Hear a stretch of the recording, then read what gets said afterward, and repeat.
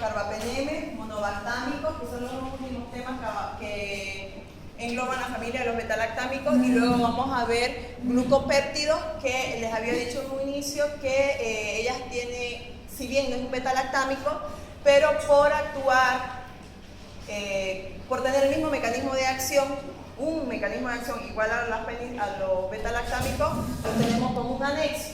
¿Okay? Entonces, vamos a empezar con los carbapenemes.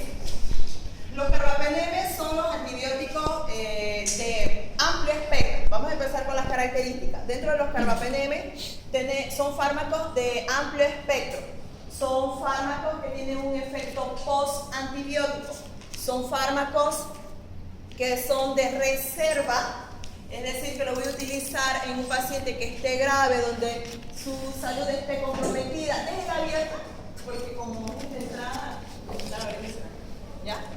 Cuando nosotros hablamos de los carbapenemes, tenemos que saber de que ellos son 4: imipenem, meropenem, ertapenem y faropenem. Imipenem, meropenem, faropenem y ertapenem, todos terminan en penem. Los carbapenemes son antibióticos de reserva. Vuelvo a repetir, son fármacos que yo voy a utilizar en una situación grave, en algo que esté en la vida de cuando la salud de mi paciente esté comprometida. Por ejemplo, hablando ahora con Cristian, hablando ayer en la teoría, él me hizo una pregunta acerca de pancreatitis. Entonces, en pancreatitis nosotros tenemos 2 fármacos de elección. Sabemos que el momento de tener una inflamación o una infección a este nivel, nosotros podemos tener es alta la tasa de mortalidad, o si no, en el caso puede llegar a complicarse, el paciente puede llegar a tener diabetes si él sale de ese cuadro. Entonces, los únicos antibióticos que yo puedo utilizar como profiláctico o como tratamiento son los carbapenemes, imipenem y meropenem. Son de primera elección, junto con la ciprofloxacina o una quinolona, más el metronidazol, que era la respuesta que era lo que me estaba ayer preguntando Cristian. Entonces, fíjense que los carbapenemes son antibióticos que yo voy a utilizar de reserva o cuando la vida de mi paciente esté comprometida. Es decir, que yo no lo voy a utilizar para una osteomielitis donde definitivamente no comprometa la vida de mi paciente. No lo voy a utilizar en una neumonía donde no esté comprometida la vida de mi paciente, ¿ya?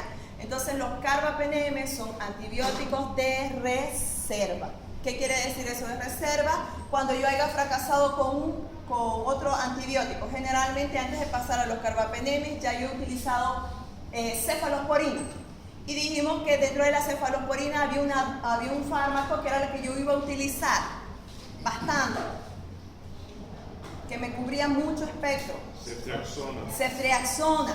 Dijimos que las bacterias tienen poca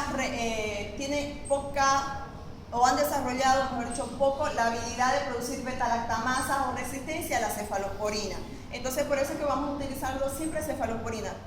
Nosotros fracasamos con cefalosporina y yo tengo esta opción, pero siempre y cuando la vida de mi paciente esté comprometida, es decir, en terapia intensiva, en UCI. Cuando hablamos de los carbapenemes, como dice ahí, son antibióticos de amplio espectro. Ellos me cubren gram positivos. Si yo hablo de gram positivos, estoy hablando de cocos y de bacilos. Y dentro de los cocos es necesario mencionar a la Staphylococcus aureus, es sensible o productor de betalactamasa, más no me cubre el SAR.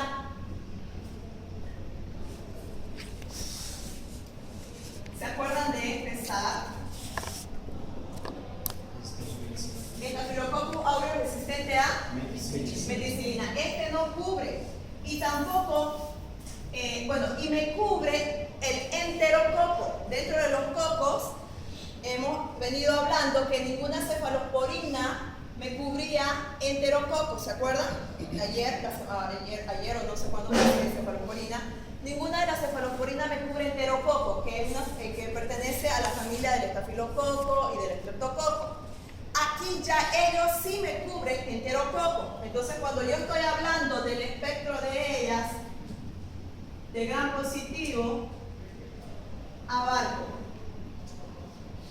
estafilococo, estreptococo y enterococo. Solo que les había dicho que este enterococo siempre genera resistencia. Y la droga ideal para matar el enterococo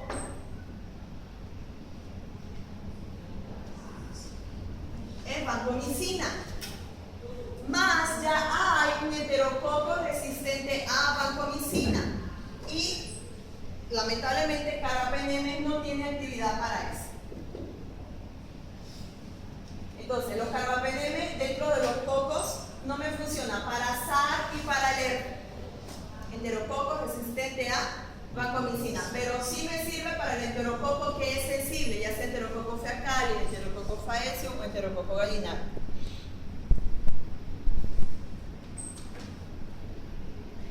Dentro de seguimos con el espectro.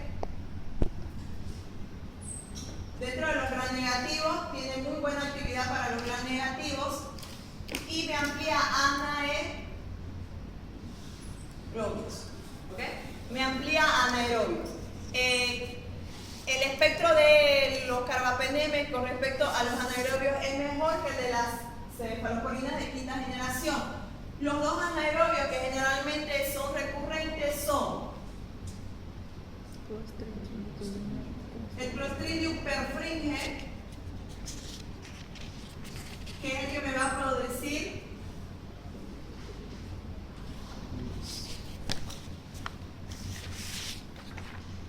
colitis pseudomembranosa, y el otro es el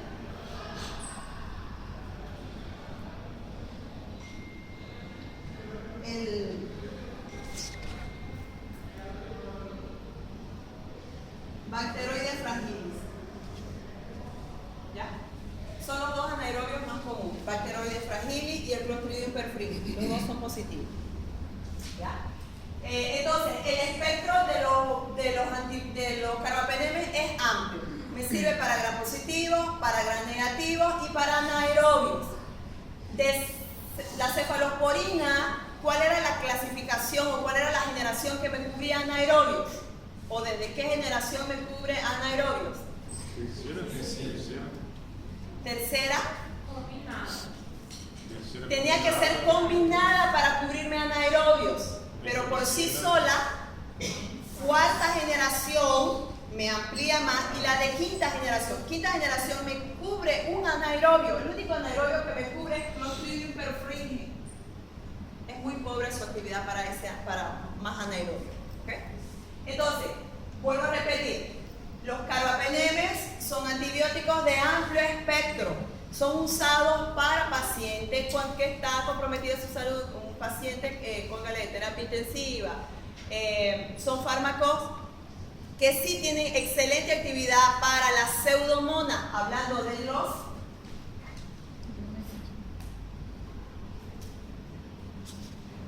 los bacilos negativos. Otra característica que tienen los carbapenemes es que ellos son resistentes a las bacterias que producen beta-lactamasa, aquellas bacterias que han destruido las penicilinas y aquellas bacterias que en algún momento no dieron resultado con la cefalosporina. Los carbapenemes sí van a poder aniquilar a estas bacterias. ¿Okay? Entonces, por eso es que ellos son una de mis últimas alternativas. Cuando hablamos del mecanismo de acción de los carbapenemes, tienen el mismo mecanismo de acción que las penicilinas y el mismo modo de acción que las penicilinas y que la cefalosporina. Es decir, que los carbapenemes me destruyen la pared de la bacteria y también ellos son bactericidas. Mecanismo de acción y modo de acción.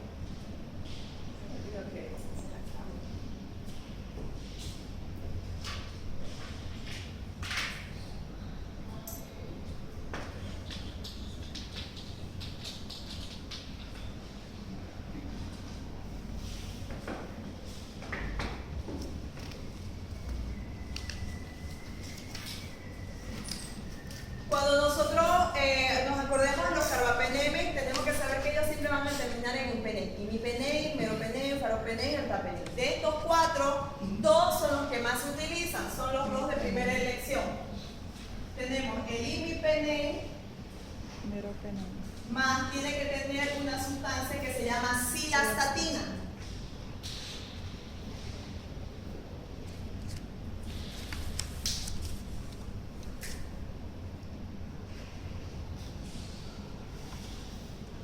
Y tenemos el meropenem. Cuando hablamos de su farmacocinética, ambas se administran endovenosa. Esta la puedo administrar de 500 miligramos hasta 1 gramo cada 8 a 12, no, cada 8. Meropenem debo administrar igual 500 miligramos, o puedo administrar hasta 2 gramos y puedo administrar cada 8 horas. Cada 8 y en este caso, cada 8 y cada 12. Otros pueden administrar, otros administran 6 cada 6 horas. Imipenem y meropenem llegan muy bien, se distribuyen muy bien. Cuando hablamos de la distribución, decimos que ellos son fármacos que pasan barrera hematoencefálica, son fármacos que pasan barrera placentaria. Ambos tienen la misma llegada, pero en el momento de ser eliminados de nuestro organismo, imipenem sufre una degradación a nivel renal, y a nivel renal hay unas enzimas que se llaman peptidasa, y las peptidasas lo que van a hacer en contacto con el imipenem es convertirlo en un metabolito tóxico. Al convertirlo en un metabolito tóxico, se convierte en nefrotóxico. El imipenem se convierte en nefrotóxico. Por eso es que ahora ya la droga viene con cilastatina, porque cilastatina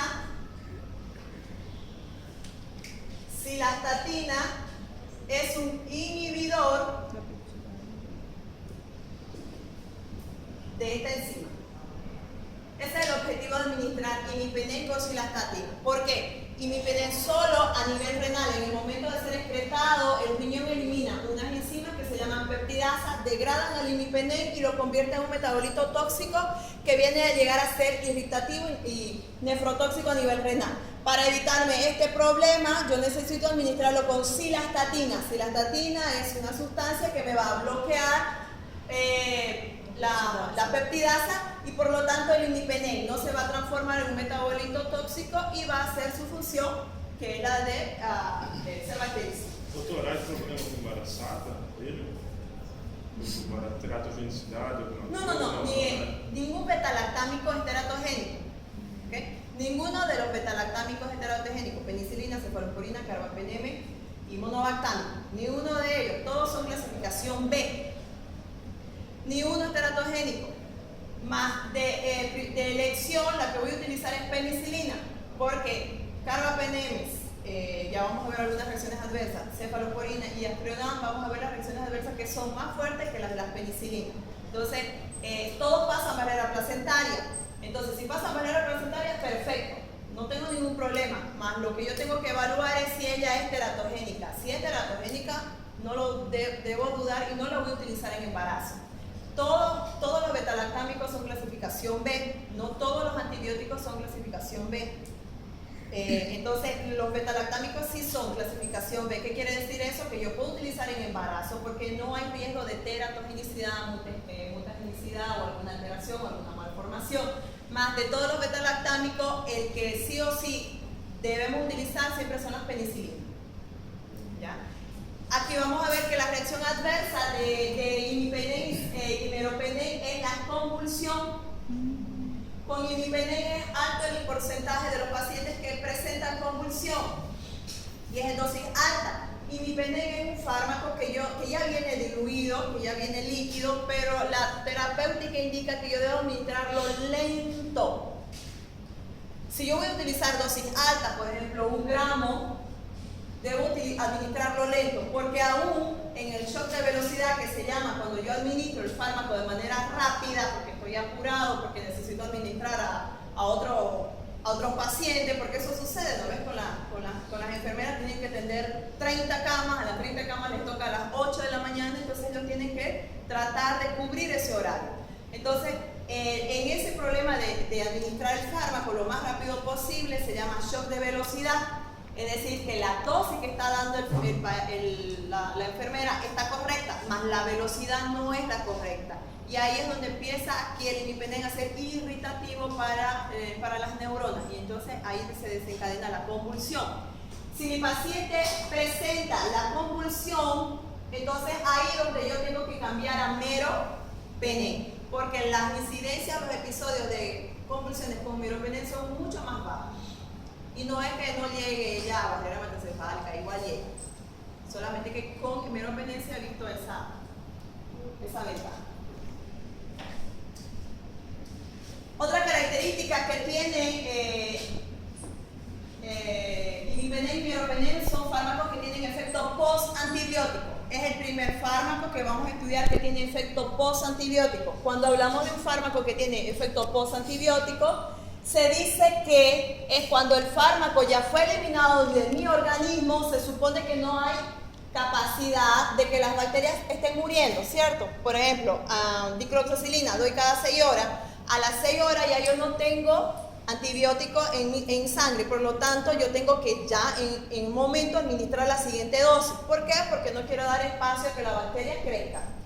Más el efecto postantibiótico de esto indica que imipenem y meropenem son los que tienen el efecto antibiótico más largo, es decir, 2 horas. En 2 horas que yo no administre la siguiente dosis, las bacterias no tienen la capacidad de crecer, más bien ellas van muriendo.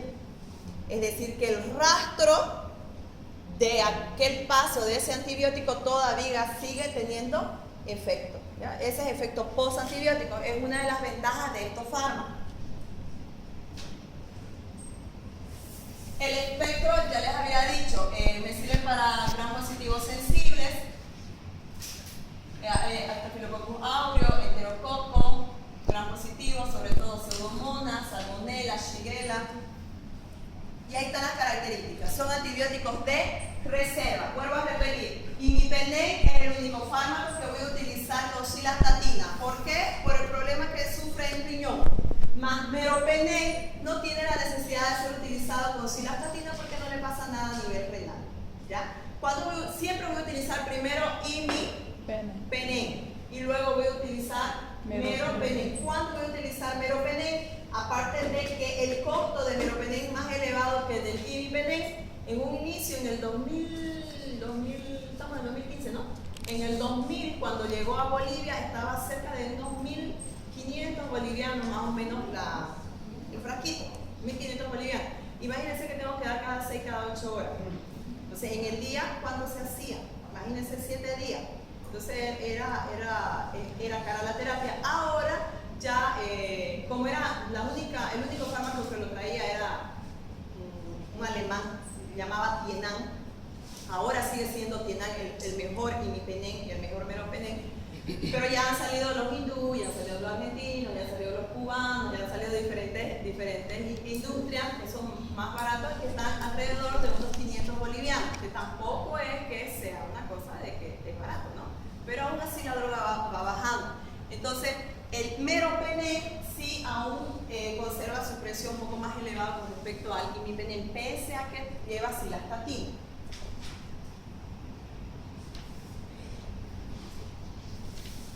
Entonces, los carbapenemes, vuelvo a repetir, son los dos que podemos utilizar, son imipenem y meropenem. Tengo una opción cuando voy a utilizar meropenem, tengo una justificación, que es el momento de cuando el paciente manifiesta convulsiones. La otra es que son fármacos con efecto postantibiótico, son fármacos de amplio espectro, son fármacos de reserva, ¿ya? Y direccionadas a algunas patologías sí o sí, ¿ya? En este caso neumonía, sepsis, bacteremias, donde sí la vida del paciente está corriendo peligro. No puedo utilizar en ningún momento estos fármacos como deambulatoria. Por ejemplo, en una experiencia que tuvimos era un paciente, generalmente en el anciano se manifiestan más las convulsiones. Entonces este paciente estaba más o menos unos 70 años y tenía problemas de otitis crónica. su doctor lo mandó, le dijo que vaya y se coloque imipenem. Para colocarse imipenem es IV. Eso sí tiene que tener un suero, no hay nada vía oral ni transmuscular. Entonces él le dijo que él tenía que estar en cama, en su casa, con este imipenem. Porque consideraba él que la infección del oído era como para este tipo de antibióticos, siendo que había otro, siendo que el antibiograma indicaba que era sensible a otro, más él recurrió a este de acá. Era el tercer día, y en el tercer día fue donde este paciente empezó a tener convulsiones, ¿no? Entonces ya la familia se alarmó y lo llevaron ahí a emergencia. Ahí fue donde él dijo: mire, yo estoy necesitando, mis padres estaban recibiendo imipenem en la casa, estábamos con una enfermera que lo asistía y todo exactamente. Ahora yo les pregunto, ¿ustedes consideran correcto la conducta de ese doctor al administrarle imipenem en una otitis crónica?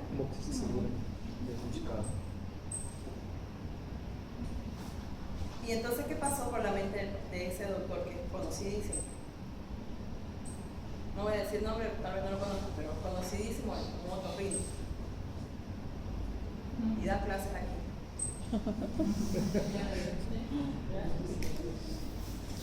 Por isso tem que estudar. ¿Qué pasó? Porque todo se quer saber. Exactamente, quería librarse rápido porque era una otitis crónica. Siempre el paciente, y le dije que era anciano, siempre iba y le decía: me duele el oído. Pasaba por amoxi, pasaba por penicilina, pasaba por cefalosporina, pasaba por muchos antibióticos y no estaba dando resultado. Y era anciano. Pero ¿cuál es mi problema con este fármaco? La convulsión. Yo le pude empeorar la vida, se pudo empeorar la vida del paciente.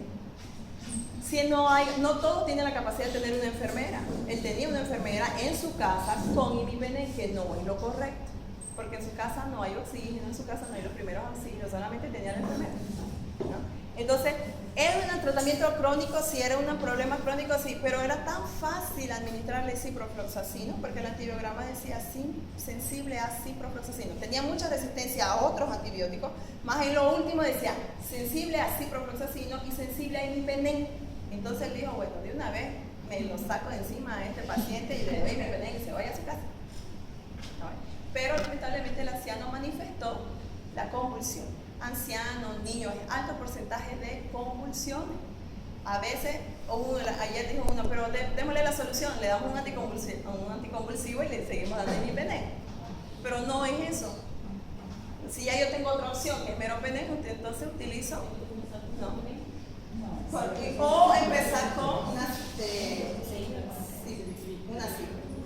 Bien, entonces son antibióticos de reserva, por lo tanto, pacientes graves me sirve para terapia empírica. ¿Por qué me van a servir para terapia empírica? En el caso que yo no tuviera la capacidad de tener un antibiograma, porque ellos son de amplio espectro. Es el espectro más amplio que hasta ahora hemos tenido, porque tiene gram positivo, gram negativo y anaerobios.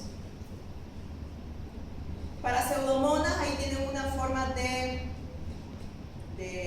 administrar imipenem, quinolonas, aminoglucosa.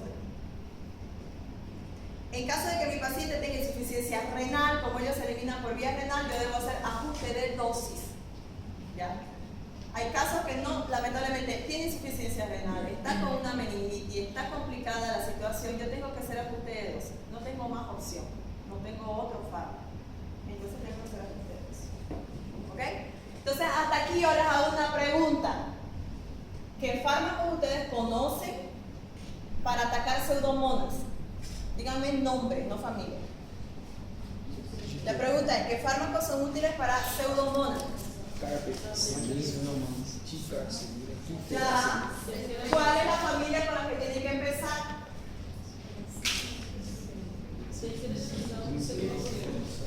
Tercera generación de quinto.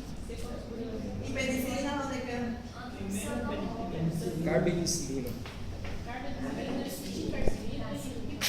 Primero empiezo con penicilina, luego empiezo con ya, ¿cuál?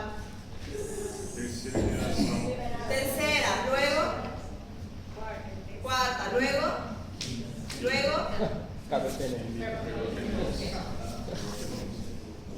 hasta aquí. ¿Qué fármacos conoce que pasan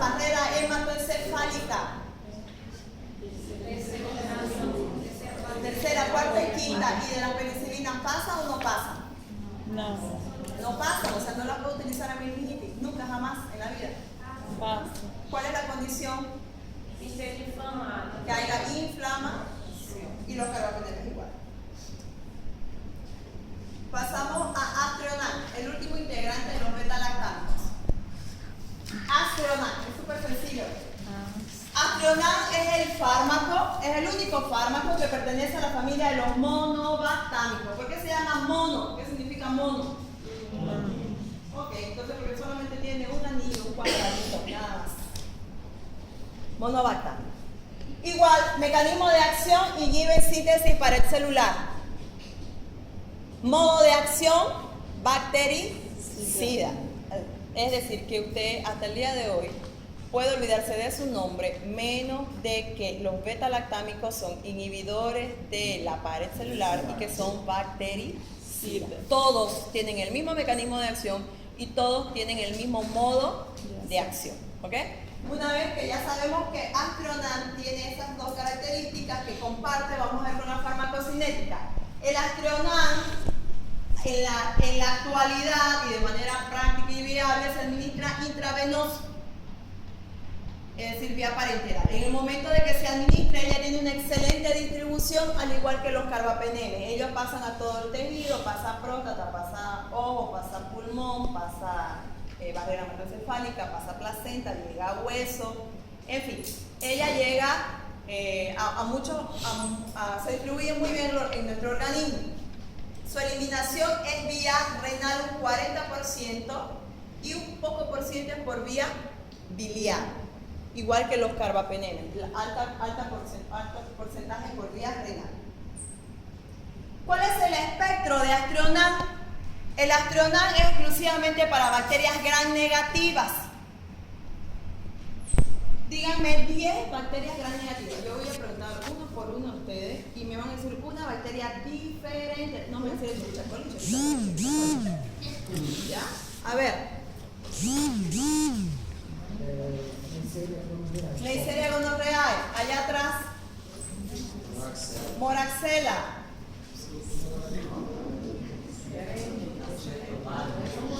Salmonella.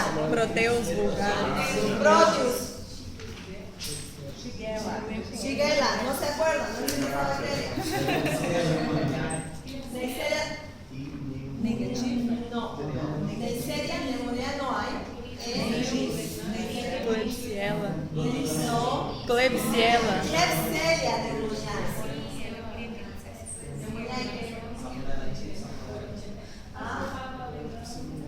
Pseudomonas. Klebsiella pneumoniae, ya lo dijeron. Allá atrás, ¿sí? Treponema pallidum, ¿qué es? Sí, es una espiroqueta que me produce citrus. No es ni gram positiva, no es ni gram negativa. Naini. Helicobacter pylori, Elizabeth. Serratia, marcescente, ¿sí? ¿Está bien? Haemophilus influenzae. Muy bien, entonces dice que Astronan tiene un espectro reducido, es decir, que me sirve y es muy buena para atacar bacterias gram negativas. Pero ella tiene un pequeño problema, no me sirve para todas también. Dice que es muy escasa su actividad para el Enterobacter, para la Enterobacter y para la Legionella pneumófila. Son las bacterias que más utilizamos. Para las más comunes, como Serratia, Shigella, Salmonella, Vibrio, Haemophilus influenzae, Klebsiella, Moraxella y todas las demás que son bacilos gram negativos y cocos negativos, sí Astronan es de muy buena elección. Por lo tanto, está indicado para infecciones también donde esté comprometida la vida de mi paciente. Yo no lo voy a utilizar antes de una ampicilina, no lo voy a utilizar antes de una ceftriaxona, no lo voy a utilizar antes de cualquier otro antibiótico, aminoglucosis o macrólidos, son de reserva. Entonces, hasta aquí ya tenemos dos fármacos de reserva. Los carbapenemes, el otro, Astronan. Y ayer avanzamos otra. Cefalosporina, ¿de qué generación? Quinta generación. Entonces hasta aquí tenemos tres fármacos que son de Observa, la de quinta generación definitivamente es lo último, pero de lo último, de lo último, de lo último. Antes de eso usted tiene carbapenem y antes de eso tiene astreonam. No. Entonces, generalmente las infecciones por gram negativo pueden ser infecciones intraabdominales, infecciones urinarias, ginecológicas, infecciones en vísceras, etc. Uretritis, cistitis, septicemia, bacteriemia.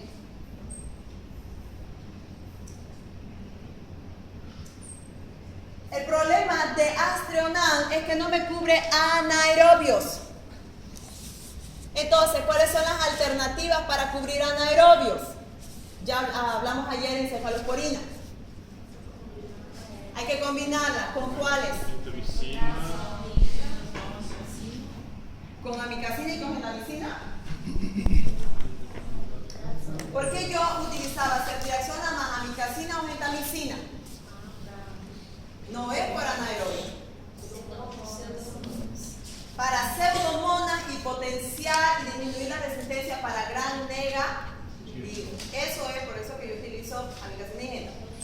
Pero para anaerobios, metronidazol y licosamida. Entonces lo mismo tengo que hacer para astreonam, porque astreonam dice que me sirve para todos los gran negativos, más no me sirve para anaerobios. Entonces, en el caso de una cirugía o un problema gastrointestinal donde yo sé que hay abundante anaerobio, voy a utilizar astreonam y voy a administrar con clindamicina o lincosamida o metronidazol para abarcar anaerobios. Y si quiero tener de amplio espectro, porque yo sé que astreonam es un espectro reducido, solo gran negativo, y quiero tener un espectro reducido, potente, gran positivo, voy a utilizar vancomicina. ¿Qué voy a preferir? ¿Un antibiótico bactericida de amplio espectro o un antibiótico bactericida de espectro reducido?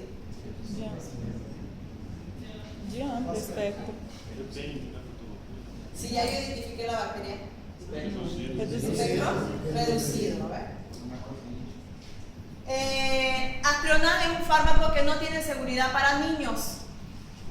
No se aconseja utilizarlo en niños, ¿ya? En niños no está establecida la seguridad.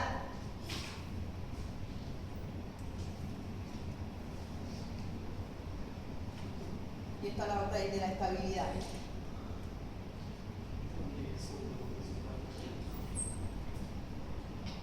Cada 6 a cada 12 horas tengo que dar.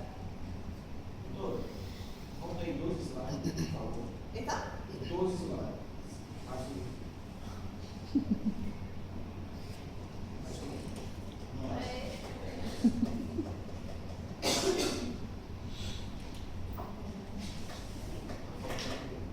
¿Ya? ¿Comprendido o sin comprendido? ¿Ya? Y nos vamos al último.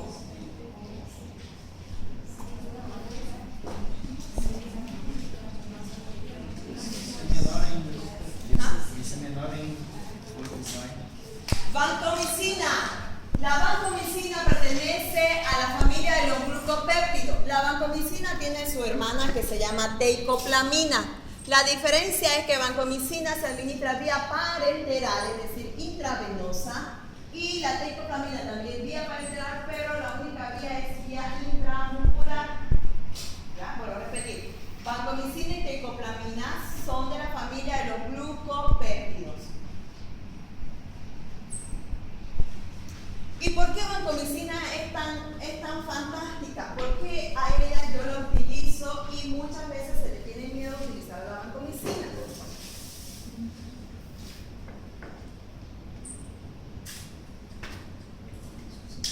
Vamos a ver el mecanismo de acción de vancomicina. Dice que vancomicina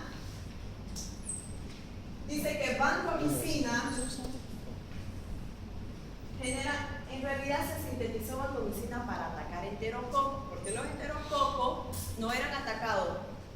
En un inicio fueron atacados por ampicilina, más no dio resultado. Luego quisieron hacer algo con la cefalosporina, más no dio resultado. Entonces se creó vancomicina para atacar todos los cocos, todos los gram positivos, y en especial estafilo y enterococo.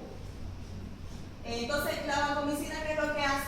La vancomicina hace como primer punto degradar pared celular. Una vez que degradó la pared celular, no contenta, ella se ingresa y entra a la membrana celular y altera la permeabilidad. Como altera la permeabilidad, ella ingresa, es decir, vancomicina tiene la capacidad de ingresar al citoplasma, pasa y busca el núcleo. Y ahí el núcleo, ella busca la cadena de ARN. ¿Para qué? Para inhibir la síntesis de proteína. Entonces, vancomicina tiene 3 mecanismos de acción. Actúa a nivel de pared, a nivel de membrana y a nivel del núcleo, sobre todo en el ARN. Por lo tanto, la bacteria no queda viva. Tiene 3 mecanismos de acción. Si fracasa pared, ya no importa, ella ya entró. Si fracasa membrana, no importa, ella va a tener la capacidad de ingresar a ARN. Entonces, por eso es que la vancomicina es letal para los enterococos. Pero resulta que los enterococos salieron más inteligentes que nosotros.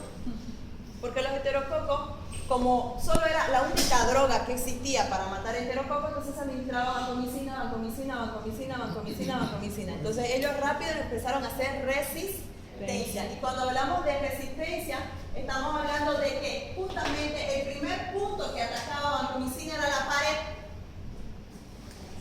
Y ahí, aquí, por ejemplo, para que ustedes sepan, la bacteria tiene una cadena, tiene un codón genético que tiene la capacidad de unirse a vancomicina. Vancomicina lo buscaba este codón genético para poder inhibir y poder alterar la pared y poder ingresar. Entonces vamos a decir que esta era la llave que tenía vancomicina para ingresar al enterococo.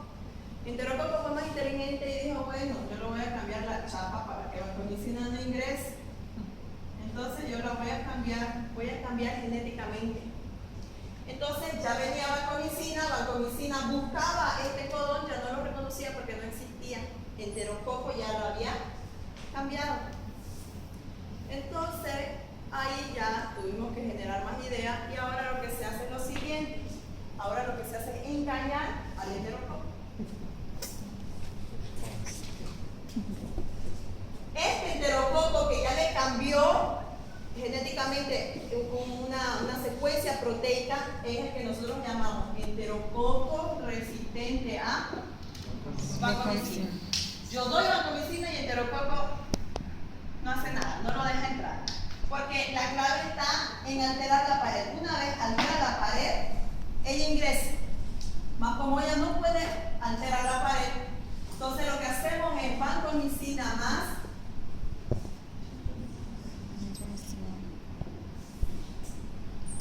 gentamicina. Gentamicina es, vamos a decirlo así, es el palo blanco de la antibioterapia. Siempre la voy a buscar, la voy a anexar, la voy a combinar para disminuir resistencia o para hacer que la bacteria se descontrole y se desubique y no sepa cómo hacerle resistencia.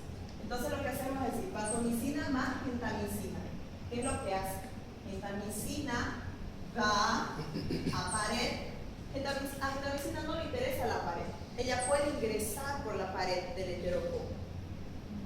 Ella ingresa a, ¿cómo se llama? A membrana con facilidad.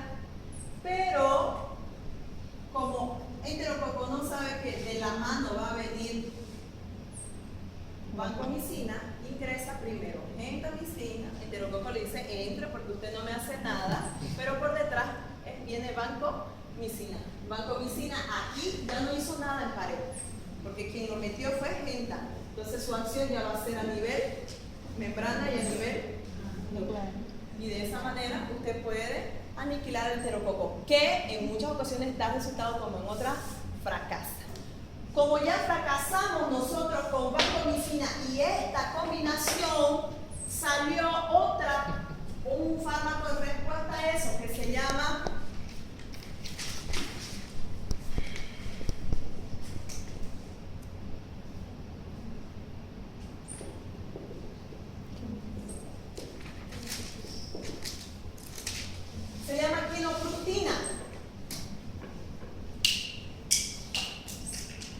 más tardamos en sintetizar la quinofructina para el enterococo que hizo resistencia.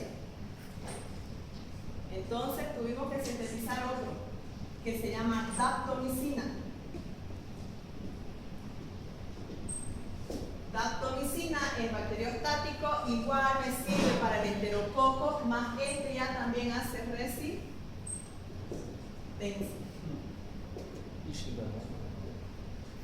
Utilizamos daptomicina, excelente, incluso hasta se podía llegar a hacer quinofructina y daptomicina, se hacía malabares.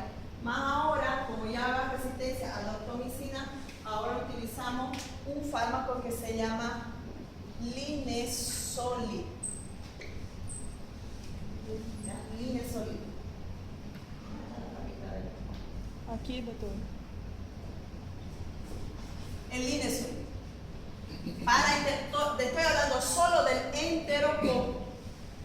Fíjense que el enterococo ha hecho resistencia casi a todos los antibióticos que nosotros estamos utilizando, es decir, hace resistencia a todos los beta-lactámicos, ningún beta-lactámico. Ahora, este Linezolid ya hace resistencia y era lo último que yo tenía para atacar enterococo. Viendo eso, que el Linezolid hoy en la actualidad hay cepas que son sensibles, como también hay cepas que hacen resistencia, es de ahí donde apareció la cefalosporina de quinta generación. ¿Ya?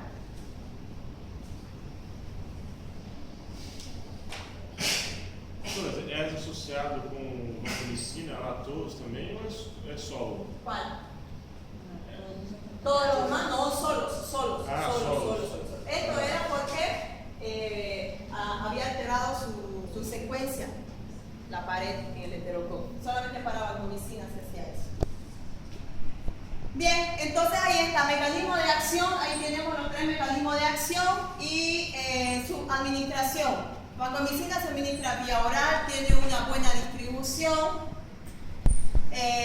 Lo importante de vancomicina es que ella tiene un órgano que lo secuestra, que es corazón. Entonces llega a pleura y también llega mucha cantidad a pericardio. Y también llega en este caso a miocardio. Por eso es que por esta distribución, vancomicina es de primera elección para profilaxis en endocarditis. ¿Ya? Una de sus condiciones. Se elimina 90% vía renal, inalterada. Espectro, ahí está, estafilococos, estreptococos, Clostridium, Bacillus anthracis, todos los gram negativos. El espectro de la vancomicina es reducido solo para bacterias gram positivas, todo lo contrario a la Astrona, solo bacterias gram positivas. Vancomicina tiene 3 reacciones adversas, en realidad 4 reacciones adversas.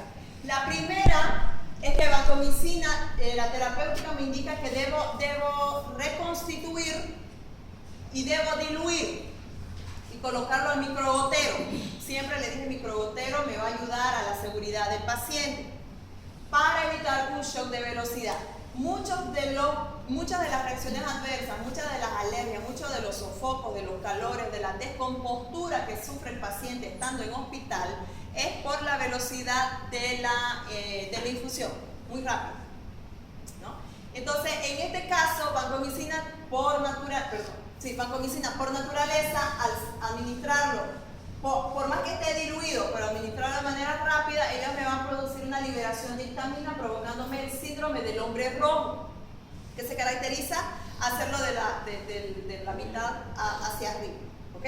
Entonces, se va a enrojecer y esa liberación de histamina le va a provocar también un edema del glotis, puede llegar a tener un shock anafiláctico.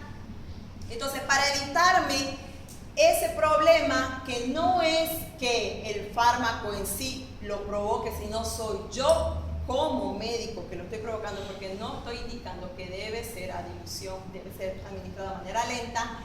Los 500 miligramos me tienen que entrar en 90 minutos. Ya de 60 a 90 minutos. Es lento. ¿En cuánto usted tarda en administrar una ceftriaxona intramuscular? ¿5 minutos? ¿Y eso? En 5 minutos queda temblando usted porque hasta administrar en menos. Por eso es que estos fármacos, en realidad, una buena terapéutica indica de que todo antibiótico debe ser administrado en microgotero. Usted da un microgotero, sea que produzca alergia o no sea que produzca alergia, usted se reduce muchos problemas al paciente, muchísimo. Dipirona. ¿Quién se administró dipirona endovenoso? ¿Cuál es la sensación? Calor, sofoco, empieza a transpirar. Tranquilo, hermano. Eso lo han dicho. O usted va a tener que decir eso. Pero si se administra la dipirona como se debería administrar, el paciente no va a sufrir ese dolor, esa sudoración y ese sofoco. Eso no compromete la salud del paciente, ¿no ves? Porque transpira ya, bueno, elimina toxina. Usted hasta lo ve saludable. Pero no todos los pacientes están acostumbrados a eso y no es correcto. Mientras yo le disminuya el dolor y las incomodidades al paciente, ya nomás estar en un hospital ya es estrés. Más cada vez que tenga que administrarme dipirona, el paciente ya no quiere, hasta saca el brazo muchas veces. ¿Por qué? Yo tengo que administrar rápido. Ya les dije, pasa eso y no es culpa de la enfermera, es culpa porque ella tiene que atender 30 camas para uno, un ejemplo. Entonces tiene que estar administrando rápido, porque si ella le tira la media hora que indica, hasta que le toque la segunda dosis al otro, ya ella ni siquiera ha terminado la primera dosis del primero, ¿no? Entonces, por eso es que hay muchos shock de velocidad. Entonces, aparte de provocarme el síndrome del hombre rojo por administrar de manera rápida el fármaco, ellos me producen, son ototóxicas y son nefrotóxicas. Ototóxicas y nefrotóxicas. Y aparte de eso, también me pueden provocar el síndrome de Stevens-Johnson, que es una dermatitis exfoliativa. Entonces, son 4 reacciones adversas de las que yo no puedo menospreciar. Yo les había dicho, siempre va a provocar náuseas, vómito, diarrea y cefalea. Eso es común. Más llegar a tener una nefrotoxicidad, una ototoxicidad, obviamente en tratamientos largos, yo vancomicina puedo administrar hasta 21 días. En caso de una endocarditis. Puedo administrar. No me puedo quedar yo con los 7 días porque no tengo más fármaco para este caso. Entonces lo tengo que administrar. ¿Ya? Flebitis, bueno, en el caso de que en el sitio de la inyección. Vancomicina tiene uso direccionado y el primer uso direccionado que les mencioné era la profilaxis de endocarditis. La segunda es de que yo lo puedo administrar, es una alternativa administrarlo en colitis pseudomembranosa o enterocolitis por estafilococcus, pero la vía de administración no es vía parenteral, sino es vía oral. ¿Qué quiere decir eso? Que el vial, la polla, la reconstituyo y la administro vía oral. Vía oral ella no va a pasar a sistema, no va a pasar a sangre, lo único que va a hacer es un contacto con la flora intestinal y lo que voy a hacer es barrer la flora intestinal. ¿Para qué? Para sacar el Clostridium difficile. Necesito sacarle el medio de cultivo, el medio donde él se mueve, donde él va creciendo. Entonces la única manera es barrer la flora intestinal. ¿Cuándo voy a utilizar vancomicina? Cuando yo fracase con metronidazol. Primero utilizo metronidazol. ¿Sí o no? Que el paciente que consume metronidazol, ya sea para amebiasis intra o extraintestinal, ella tiene diarrea, de seguro, por un barrido de flora. Si con metronidazol yo fracasé, tengo que administrar vancomicina 500 miligramos cada 6 horas. La vía de administración de vancomicina es cada 6 horas, 500 miligramos cada 6 horas, o puedo administrar 1 gramo, ahí puedo administrar cada 8 o cada 12, pero generalmente cada 6, mejor si lo doy cada 6. En el caso de que no diera metronidazol y no diera vancomicina, la otra opción es cambiar la flora intestinal, pero administrándose heces fecales liofilizadas al paciente vía oral para cambiar la flora intestinal. De esa manera, el Clostridium ya no vive en la flora intestinal normal, ¿no? Porque ya le estoy administrando heces fecales de otra persona diferente. Primera vez que se... Eu também. ¿Sí? Sí. Se le dice a su pariente, le dice, por favor, hazme el favor. No, ya vienen las heces fecales liofilizadas, ya vienen preparadas. Y de ahí Weyman va y le da un beso a la chica. Ya, uso apropiado de vancomicina. Les había dicho que lo utilizaba para la profilaxis de endocarditis. La otra es que lo utilizo para la profilaxis en pacientes que dializan. ¿Por qué? Porque vancomicina es un fármaco que no se elimina en las diálisis. Se queda circulando en sangre. ¿Ya? Entonces, en el momento de hacer una diálisis, el paciente generalmente tiene que estar toda una noche y la diálisis, y una buena diálisis, requiere más o menos de unos 12 a 13 baños, o sea, 12 a 13 tantos. ¿Ya? Entonces, yo necesito utilizar un antibiótico que no se hemodialice, que no se elimine con la diálisis, que esté siempre circulando en sangre. Entonces, una de estas es la vancomicina. Lo voy a utilizar para profilaxis para que no se infecte los catéteres. ¿Ya? Ese es el objetivo que se da vancomicina. Cuando usted vea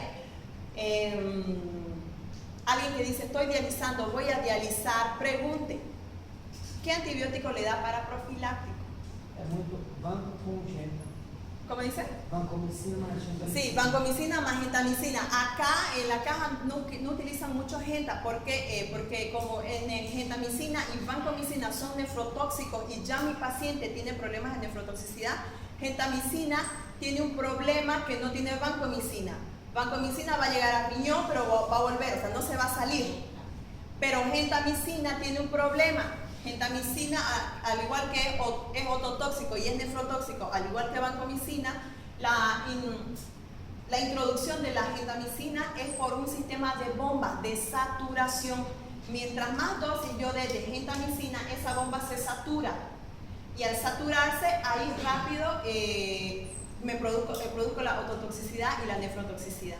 Entonces, por eso, en algunos casos no es aconsejable la gentamicina, porque ella sí va a potenciarme el problema nefrotóxico y ototóxico.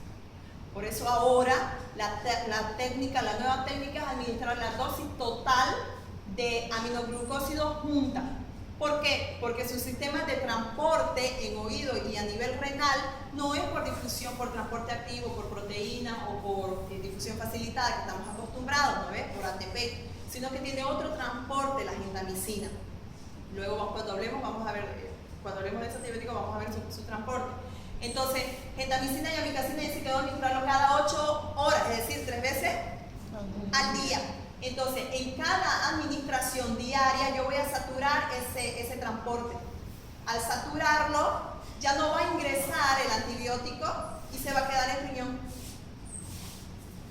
Entonces, ese es el problema. De una vez le doy una sola dosis y en esa sola dosis ya saturo una sola vez el transporte y me quedan los otros transportes libres, entonces puede ingresar. Ese es el detallito de genta y de amicacina. Ya, entonces vancomicina y está 2 gramos máxima dividido de 500 miligramos cada 6 horas o cada 12 horas en este caso. Vuelvo a repetir, vancomicina lo utilizo para todas las infecciones por gram positivo, pero tengo uso direccionado, profilaxis de endocarditis, enterocolitis, enterocolitis, la otra es profilaxis en diálisis y profilaxis en caso de que mi paciente necesite someterse a un cambio de prótesis o a una introducción de prótesis. Es la otra. Para prótesis, ya de pierna, de brazo, lo que sea, de cadera. Ese es el otro uso. Y para todas las infecciones causadas por enterococos, caso que el enterococo sea sensible. Si no es sensible, ya sabemos que enterococo yo voy a utilizar linezolid o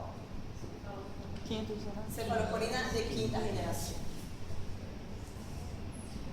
Hasta aquí el vancomicina. Vancomicina es de espectro redu, solamente para gram positivo. Astrionam es para gram, carbapenem es para. Ok, entonces ahora antes de irnos vamos a hacer un resumen, un ejercicio de su examen final.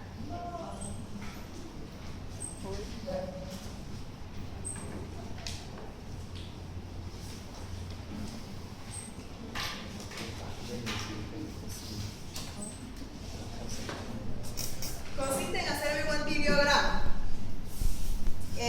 Por ejemplo, yo le voy a colocar así: Haemophilus influenzae.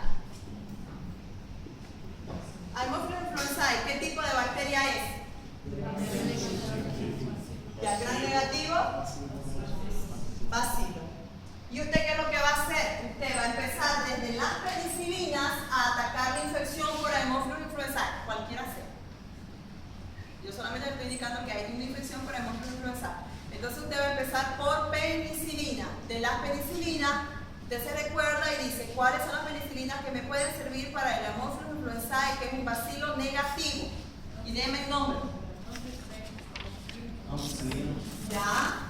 Amoxicilina. Ampicilina ahí. Ya, seguimos. De la penicilina, ¿otra me puede funcionar? Acho que pseudomonas é negativo. Antipseudomónica. ¿Cuál? Carbenicilina. Ticarcilina. Ticarcilina ahí. Carbamazepina. Ya. De las penicilinas, ¿continuamos o ya no hay más? Resistente beclamato negativo. ¿Cuál? Termocilina. Silina. Muy bien, hasta aquí terminé penicilina. Supongamos que fracasé con penicilina. Continúo con mi segundo grupo, que es cefalosporina. De cefalosporina, ¿cuál me va a servir para atacar al hemófilos influenzae? Tercera generación. ¿Y la primera dónde queda? ¿Se acuerdan del P? ¿Y este qué? Primeira geração. Entonces, primera generación. ¿Cuáles son los nombres de primera generación? Cefazolina, Cefalotina. cefalotina y la. Primera generación. ¿De segunda me va a servir o no? Vai. Me sirve cefaclor, Cefamandol. cefamandol, Cefatetão. cefuroxima. De tercera me sirve. Não. ¿Cuáles? Ceftraxona. Ya, ceftriaxona, Cefocima. Cefotax. ¿qué más? Ceftriaxona, cefixima y cefo. Cuarta generación. Nombre. Cefepime e Cefepima. Cepirol. Cefirón. Quinta generación. ¿Sirve o no? Sir. Nombre. Ceftarolina. Ceftobripoli. Muy bien. Hasta aquí yo terminé con todos los betas, pero con toda la cefalosporina. Continúo. ¿Qué otro grupo? Carbapenem. Ya, de los carbapenem. ¿Cuáles me van a servir o no? Grande. Vai. Nombre. Imepenem. Macilastacina. Meropenem. Meropenem. Ya, terminé con carbapenemes. El otro grupo, monobactámicos. ¿Cuál es el nombre? ¿Me sirve o no me sirve? Certo. El otro grupo, glucopéptidos. ¿Me sirve o no me sirve? No me sirve. ¿Por qué? Porque es un gran positivo y él es un gran negativo. Entonces, usted aquí tiene toda una lista de fármacos que pueden atacar a hemófilos influenzae. Una vez que usted haga esta lista, yo le voy a decir así, no sé, Pedro tiene una infección respiratoria por hemófilos influenzae, está en terapia intensiva, ya le dieron ampicilina y fracasó. Hace 14 días que está con hemófilos influenzae. Dígame cuál va a ser su primera opción y su segunda opción después de que él ya había fracasado con. Entonces usted me busca de ahí. ¿Cuál? Cefalosporina. Primeira geração. Cefalosporina yo tengo de primera a quinta. Dígame el nombre. Eu já vou para Cefalorina. Ceftrax. Cefalotina. Já vou matar. Cefradina. Cefradina. De primeira geração. Otro. Dice Cefria. Ceftrax. Ya. ¿Quién da más ahí? ¿Quién gana? ¿De primera o de tercera? Terceira. Ceftraxona mais Sí. metronização. Briago. Ah, de primera. Ya. Dice de primera. ¿Qué ventaja tiene esta? Perdón, ¿qué diferencia entre de primera y de tercera comparado con este? Preço. No. Frequência. Ya, primera generación dice que es lo mejor para y tercera para. ¿Y quién es este? Entonces, vamos a decirlo así, brinco a tercera generación, que es Ceftriaxona. Bueno, resulta que fracasé con Ceftriaxona. De aquí, ¿cuál voy? ¿De quinta? Imipenema y Paso Silastacina. a cuarta. ¿Por qué? Estos son para infecciones intrahospitalarias multiresistentes que no dieron cierto con Tercera tercera. geración. Si usted no tuviera cefepime y cefpiroma, ¿cuál daría? Imipenema y Correcto. Silastacina. Y mi pene y mero son de reserva, son de reserva, son de reserva y son de reserva. ¿Está entendiendo entonces qué es, cómo es su examen ahora? Vai ser prática? ¿Cómo dice? La prática? Ou Sí, sí, ya mis ex estudiantes que están aquí ya saben cómo es. oral? Aquí no en la pizarra, hasta cual yo lo he hecho. Coloco una persona aquí, coloco una persona, hay un círculo, acá le pongo, por ejemplo, Escherichia coli, al otro le pongo Staphylococcus aureus. De todos los antibióticos que hemos estudiado, usted me tiene que hacer lo mismo. Escribir todo. Entonces, ¿qué es lo que voy a evaluarle? Primero, que me sepa todos los antibióticos. De nada me va a servir que usted me ponga primera generación, segunda generación, cuarta generación, quinta generación y no me va a poner ningún nombre. Que me coloque la mayor cantidad de antibióticos y que me dé la primera y la segunda opción.